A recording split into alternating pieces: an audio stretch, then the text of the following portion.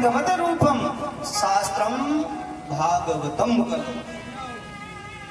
कलयुग के कलुषित प्राणियों का कल्याण करने के लिए भगवान श्रीमद् भागवत संहिता में आकर के विराजमान हो।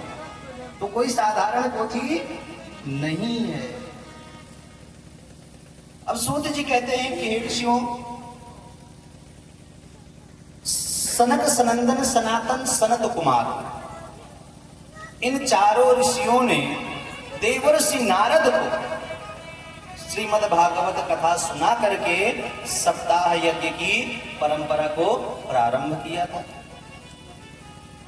अब सौनकादि ऋषियों ने पूछा, महाराज जी एक बात बताइए,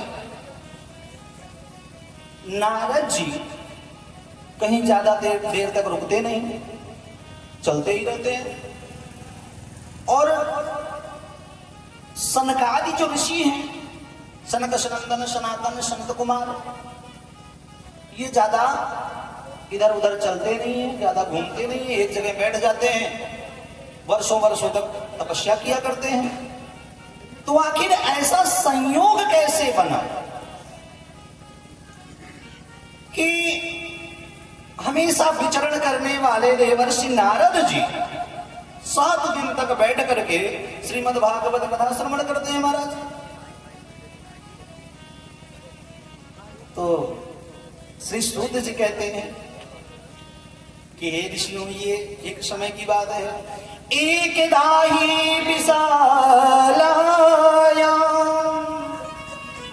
चत्वार ऋषयो मलाः सत्संगार्थ समायात ददृशुस्तत्र नारदा। एक समय की बात है, चारों भाई सनक सनंदन सनातन सनत कुमार, चारों भाई बद्रीनाथ धाम में बैठे हुए थे। अच्छा, सभी लोग बैठे थे, तब तक देखते क्या है कि देवर्षि नारद जी कहीं से विचरण करते हुए आ रहे हैं। अब नारद जी को जैसे ही चारों ऋषियों ने देखा, बड़े प्रसन्न हो गए कि आज भगवत भक्त, भगवत कथा रसिक संत मिल गया। देखिए, जो भगवान के भक्त हैं ना, उनको अगर कोई भक्त दूसरा भक्त मिल जाए तो बड़े प्रसन्न होते हैं। अब कहते हैं सनकादिकों का जो है जीवन ही भगवत ध्यान है, भगवान के चरणों में मन लगाना उनका जीवन का ही एक लक्ष्य है, उनके जीवन का ही एक लक्ष्य है। कहते हैं कथा मात्रैक जीवन, उनके जीवन का एक ही लक्ष्य है भगवान के चरणों में मन लगाना, कथा श्रवण करना, कथा श्रवण कराना।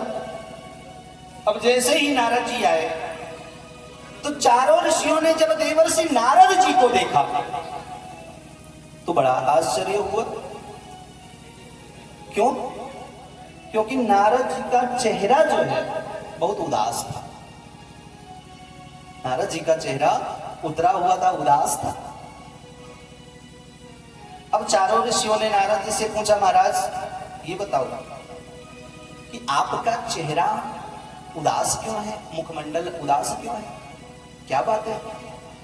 हमने तो सुना है कि कोई कितना भी उदास हो, कितना भी रो रहा हो, अगर देवर्षि नारद जी पहुंच जावे ना तो वो हंसने लगता।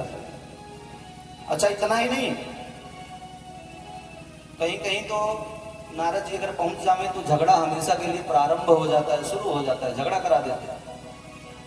और कहीं कहीं झगड़ा जहां ज्यादा हो रहा हो वहां देवर्षि नारद जी पहुंच जावे तो झगड़ा हमेशा के लिए बंद भी हो जाता है। हाँ, और नारद जी ने जिसके गले में घंटी बांध दी ना, जिसको मंत्र दे दिया, उसको भगवान जरूर मिले। ये नारद जी की विशेषता है। नारदो देव दर्शन, बड़े विचित्र संत हैं, ज्यादा देर तक कहीं ठहरने वाले नहीं है, चलते रहते हैं, चलते रहते हैं। तो नारद जी, आज आप जैसे संत का मुखमंडल उदास क्यों है, क्या बात है? कथम ब्रह्मण दीन मुखा, हे महाराज आप उदास क्यों? कुतश्चिंतातुरो भवान, आपको किस बात की चिंता है?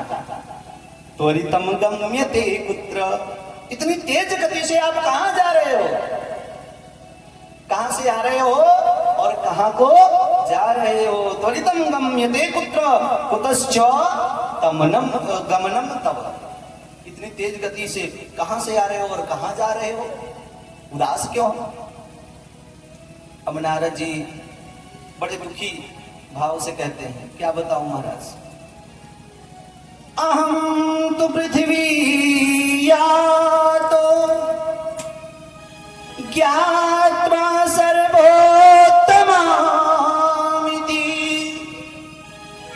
पुष्करं च प्रयागं च काशीं गोदावरीं तथा। अहम तो पृथ्वी या तो ज्ञात्वा सर्वोत्तमामिति, महाराज मैंने पृथ्वी को सर्वश्रेष्ठ समझा, पृथ्वी को सर्वश्रेष्ठ समझ करके मैं घूमने आया पृथ्वी पर। लेकिन महाराज क्या बताऊं, अहम तो पृथ्वी या तो ज्ञात्वा सर्वोत्तमामिति, पुष्करम च प्रयागम च काशीं गोदावरीं। महाराज मैं पृथ्वी को सर्वश्रेष्ठ मत समझ करके भ्रमण करने के लिए आया, मैं पुष्कर गया, प्रयाग गया, काशी गया, गोदावरी गया, हरित क्षेत्रम कुरुक्षेत्रम, हरित क्षेत्र गया, कुरुक्षेत्र गया, सेतुबंध रामेश्वरम गया महाराज। एवं मां इस तीर्थेषु ब्रह्मांड इतस्ततः, महाराज मैंने समस्त तीर्थों का भ्रमण किया, लेकिन मेरे मन को कहीं संतुष्टि नहीं मिली, मेरे मन को कहीं शांति नहीं मिली महाराज।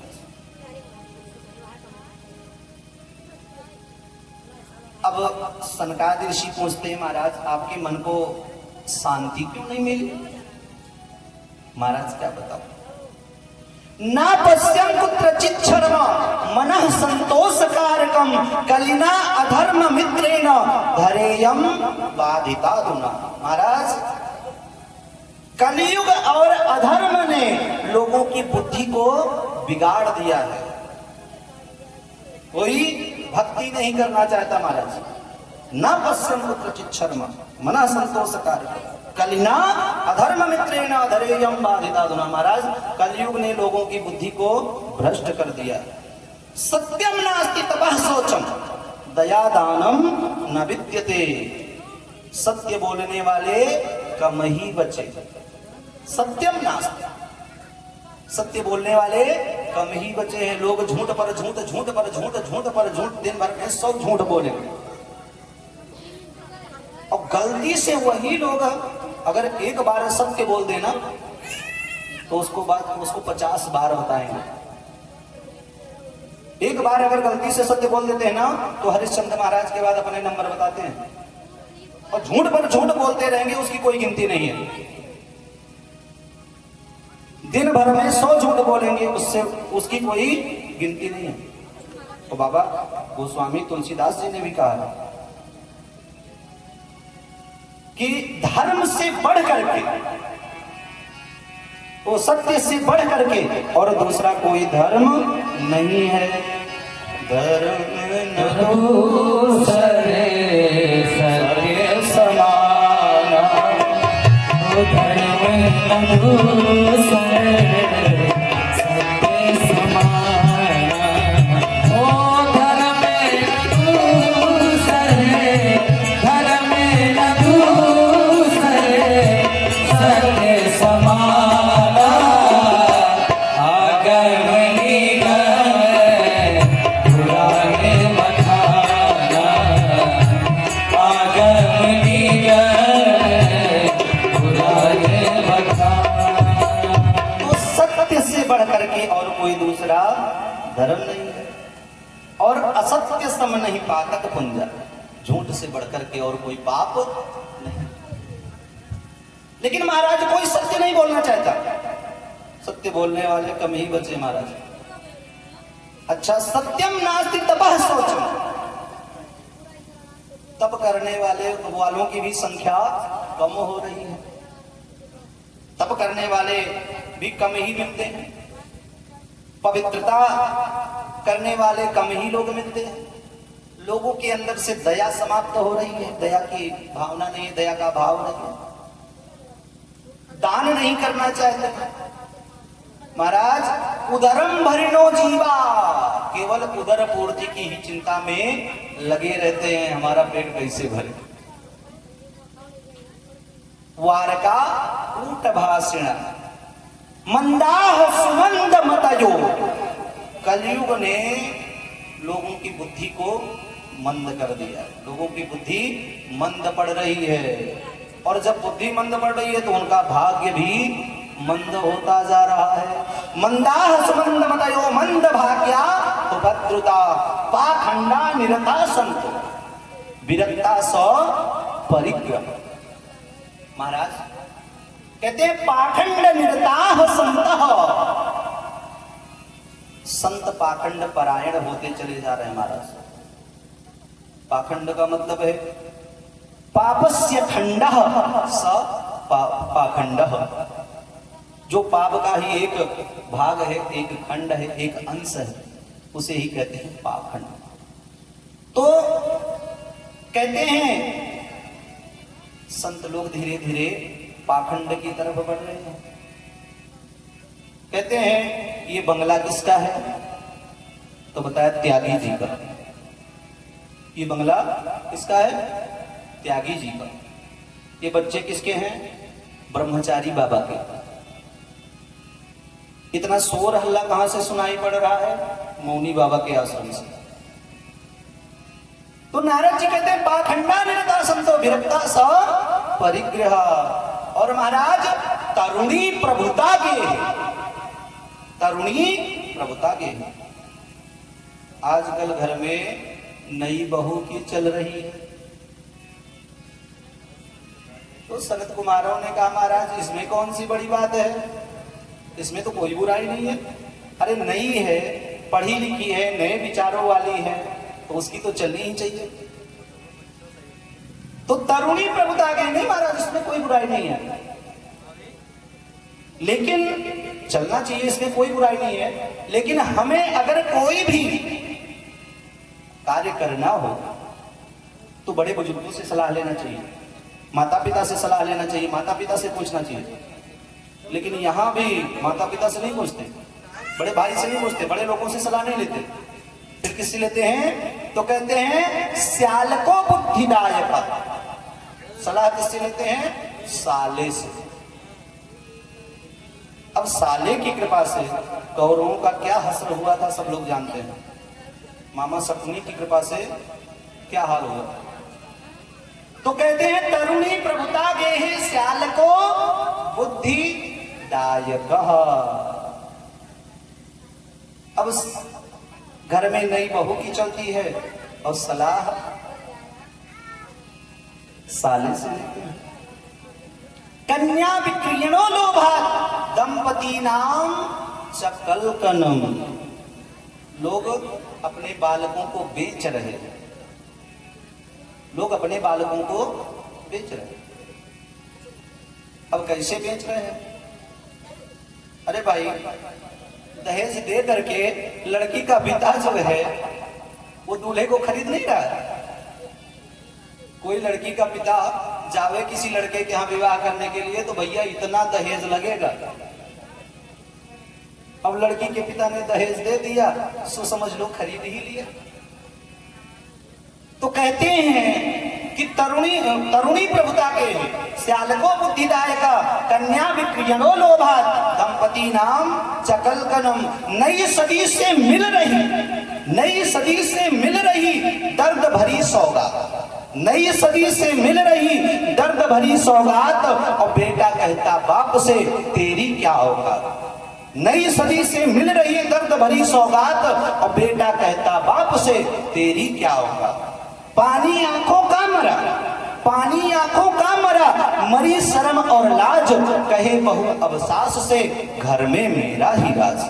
बाहर का आवाज तो जवाना घर सब कुछ मेरा। नई सदी से मिल रही दर्द भरी सौगात और बेटा कहता बाप से तेरी क्या औकात। पानी आंखों का मरा, मरी शर्म और लाज, कहे बहू अब सास से घर में मेरा ही राज। भाई भी करता नहीं, भाई भी करता नहीं भाई पर विश्वास, भाई भी करता नहीं भाई पर विश्वास, और बहन पराई हो गई साली खासम खास। ये नई सदी की बात है। तो महाराज तरुणी प्रभुता के ही श्यालको बुद्धिदायका कन्या विप्रियणो लोभा दंपति नाम सकल कनम। पति पत्नी में आपस में क्लेश होता रहता है, लड़ाई झगड़ा होता रहता है, प्रेम कम ही बचा।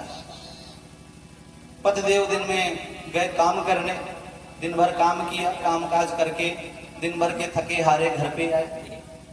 अब श्रीमती जी पानी बाद में पहुंचती हैं, पहले पहुंचती हैं सामनवा बताए रहन लायो, और अगर कहीं मुख से निकल गया भूल गए, अरे तो खैर नहीं है, पानी बाद में पिलाएंगे, पहले 100 बात सुना देंगे। तो दंपति नाम चकल कनम, आपस में प्रेम कम रह गया।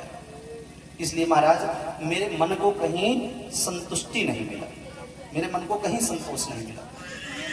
घूमते घूमते जब मैं वृंदावन धाम पहुंचा, वृंदावन धाम पहुंच करके प्रभु का दर्शन करके जब मैं वृंदावन से निकलने लगा, जमुना जी के किनारे पहुंचा, तो जमुना जी के किनारे मैंने एक आश्चर्य देखा, एक कौतुक देखा।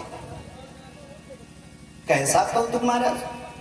मैंने देखा महाराज कि एक कन्या, एक स्त्री जो है, युवा स्त्री बैठी हुई है, उसकी गोदी में 2 वृद्ध पुरुष पड़े हुए हैं, अचेत अवस्था में बेहोश है।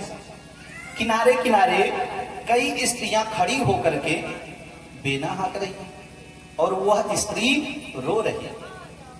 जब मैं उधर से निकलने लगा महाराज, तो उस कन्या ने आवाज दिया, भो भो साधो क्षणम तिष्ठ मम चिंतामपि नाशय दर्शनम तव लोकस्य सर्वथा घरम परम।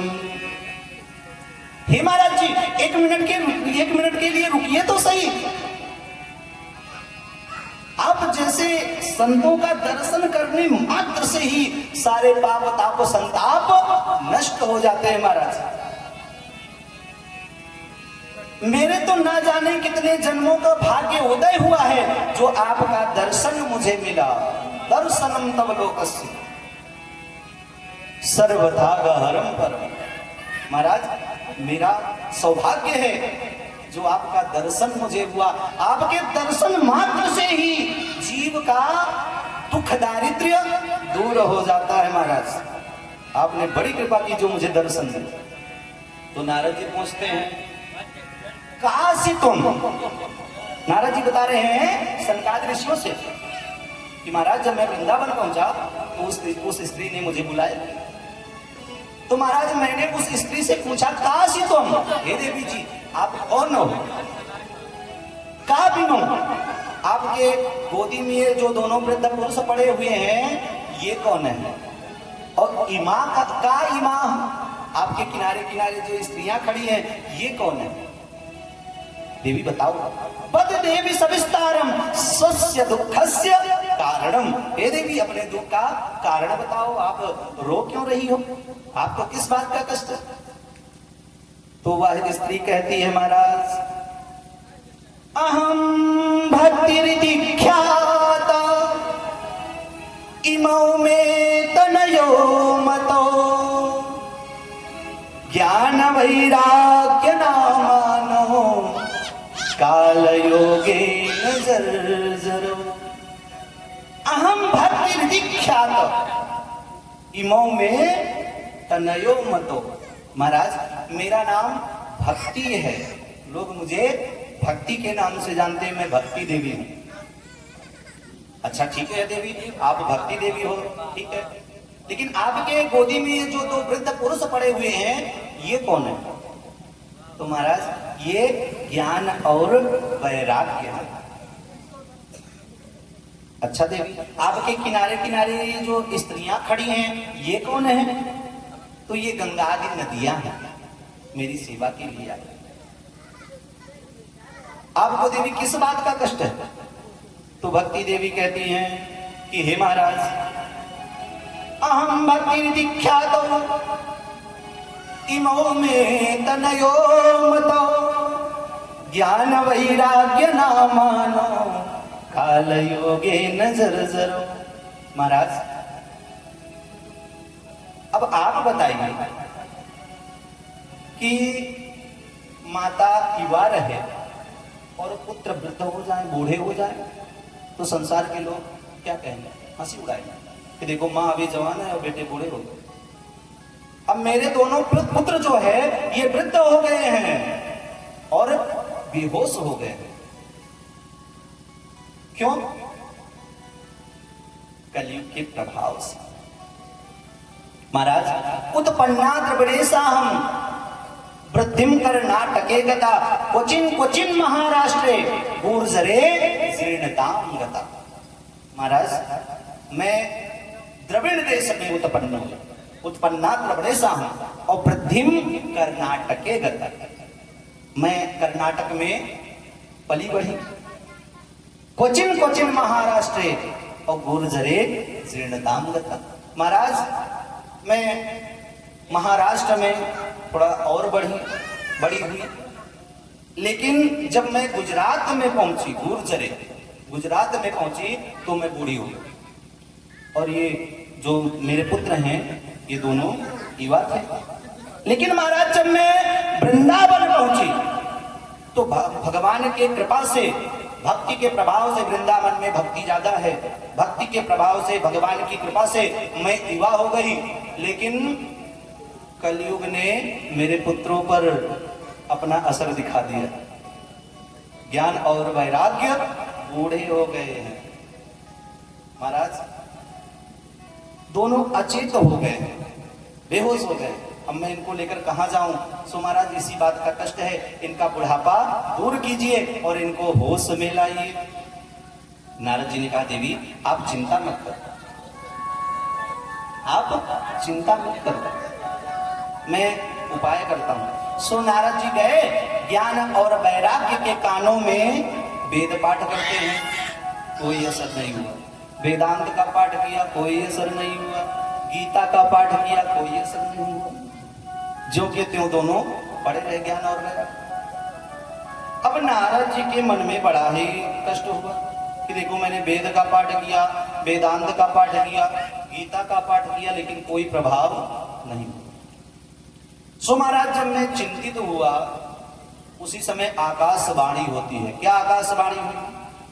सत्कर्म सूचको नूनम ज्ञान यज्ञास्मृतो बुधैः श्रीमद्भागवतालापम सतु गीता सुखादिभिः। महाराज, आप सत्कर्म करो, सत्कर्म सूचको नूनम। महाराज, आप सत्कर्म करो। तो अब आप बताइए कि ये सत्कर्म क्या है जो आकाशवाणी ने कहा? महाराज, मैं इसीलिए चिंतित हूं कि आखिर सत्कर्म है क्या? तो सनकादि ऋषि कहते हैं कि हे महाराज, श्री कृष्ण चरणाम्बोजम अस्मर दुःख गमिष्यति। अरे, ये सत्कर्म जो है, सत्कर्म को ही तो कहते हैं श्रीमद् भागवत कथा। भगवान के चरणों में मन लगाने को ही तो कहते हैं श्रीमद् भागवत कथा। तो ये श्रीमद् भागवत कथा ही है सत्कर्म। सर्व पापात् विमोक्षणम, सारे पापों को नाश करने वाला, सारे विपत्तियों को नष्ट करने वाला ये ग्रंथ है। तो महाराज, आप श्रीमद् भागवत कथा श्रवण कराइए। बोले कृष्णचंद्र भगवान की जय। अब नारद जी ने कहा, महाराज आपसे बड़ा वक्ता और कहाँ मिलेगा, अब आप लोग ही हमें कथा श्रवण करा दीजिए। अच्छा, अब सनकादि ऋषियों ने कहा, ठीक है मैं आपको कथा श्रवण कराऊंगा, लेकिन यहां पर नहीं, मैं आपको हरिद्वार में गंगा जी के किनारे कथा श्रवण कराऊंगा। क्यों? क्योंकि चारों भाई जो थे, सनक सनंदन सनातन सनत कुमार, बद्रीनाथ धाम में थे, पर्वत के ऊपर बैठे हुए थे, तपस्या कर रहे थे। तो वहां अगर भगवत भक्त जाना चाहे तो बड़ी ही कठिनाई होगी। इसलिए चारों ऋषियों ने कहा, मैं गंगा जी के किनारे हरिद्वार में कथा श्रवण कराऊंगा ताकि यहाँ लोग आसानी से पहुंच जाएं। सभी भक्तों को कथा सुनने का अवसर प्राप्त हो। अब चारों भाई आ गए, बढ़िया व्यास मंच बनाया गया, चारों भाई व्यास मंच पर विराजमान हो गए। नारद जी बन गए मुख्य श्रोता। भक्ति देवी का आवाहन हुआ, भक्ति देवी आइए, मैं आपके कष्ट को दूर करने के लिए, ज्ञान और वैराग्य का बुढ़ापा दूर करने के लिए श्रीमद् भागवत कथा श्रवण करने जा रहा हूं। अब भक्ति देवी भी आ गई और आकर के बैठ जाती हैं अपने पुत्र ज्ञान और वैराग्य के साथ। कथा प्रारंभ हो, चारों ऋषि सुंदर व्याख्यान कर रहे। अच्छा, अब व्याख्यान करते करते नारद जी ने सनकादि ऋषियों से पूछा, महाराज एक बात बताइए। सनकादि ऋषियों ने कहा, बताइए क्या बात है। महाराज ये बताइए कि श्रीमद् भागवत कथा को श्रवण करके यदि कोई पुण्य आत्मा व्यक्ति मुक्ति को प्राप्त करता है तो इसमें तो कोई संदेह की बात है नहीं। भाई पुण्य आत्मा है, धर्म करने वाला है, धार्मिक है और भागवत कथा को सुन करके अगर उसे मुक्ति मिल जाती है तो इसमें कोई आश्चर्य नहीं। ये बताइए कि क्या भागवत कथा को श्रवण करके कोई पापी व्यक्ति भी मुक्त हो सकता है, उसका भी कल्याण होता है? तो सनकादि ऋषि कहते हैं, अवश्य ना। कैसे महाराज? कहते हैं, ए मानवाः पापकृतस्तु, ए मानवाः पापकृतस्तु सर्वदा सदा दुराचाररता विमार्गगाः क्रोधाग्निदग्धाः कुटिलाश्च कामिनः सप्ताह यज्ञेन कलौ कुलन्ति।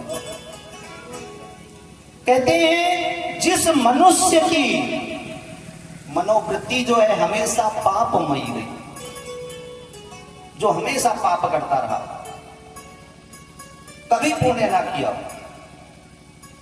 वो पापी व्यक्ति भी अगर पाप छोड़ करके और श्रीमद् भागवत कथा श्रवण करता है तो उसकी मुक्ति हो जाती है, उसका कल्याण हो जाता है। लेकिन कथा श्रवण करने के बाद पाप करना बंद कर दो। ये मानवाः पापकृतास्तु सदा सर्वदा दुराचार रता विमार्गता। ये मानवाः पापकृतास्तु सर्वदा सदा दुराचार रता विमार्गगाः क्रोधाग्निदग्धा। जो क्रोध रूपी अग्नि में हमेशा जलता रहा हो, दिन प्रतिदिन झूठ पर झूठ बोलता रहा हो, कभी पुण्य ना किया हो, पाप करते करते मर गया हो, हमेशा दुराचार करते करते मर गया हो, उसके लिए भी अगर उसके घर वाले मरने के बाद भी अगर उसके घर वाले उस जीवात्मा के कल्याण के लिए संकल्प करके श्रीमद् भागवत कथा श्रवण करते हैं तो उनकी भी मुक्ति हो जाती है। महाराज कैसे? समझ में नहीं आया, थोड़ा समझाइए। तो कहते हैं कि हे ऋषियों, अत्र ते कीर्तयिष्याम इतिहासं पुरातनं यस्य श्रवण मात्रेण पापहानिः प्रजायते। हे ऋषियों, बड़ा ही सुंदर वर्णन है। आप हे नारद जी, बड़ा ही सुंदर वर्णन है, आप लोग ध्यान से सुनो। अच्छा, इधर जैसे ही सनकादि ऋषि जो है नारद जी को कथा श्रवण कराने लगे तो बड़े बड़े जो संत थे, भृगुर वशिष्ठ च्यवनश्च गौतमो मेधातिथिर देवल देवराटौ रामस्तथादादि सुतश्च साकलो मृकंडु पुत्रा त्रिजप पिपलादा। बड़े बड़े संत सब आकर के कथा श्रवण करने लगे, मानो कुंभ का मेला लग गया हो, तमाम भीड़ एकत्र।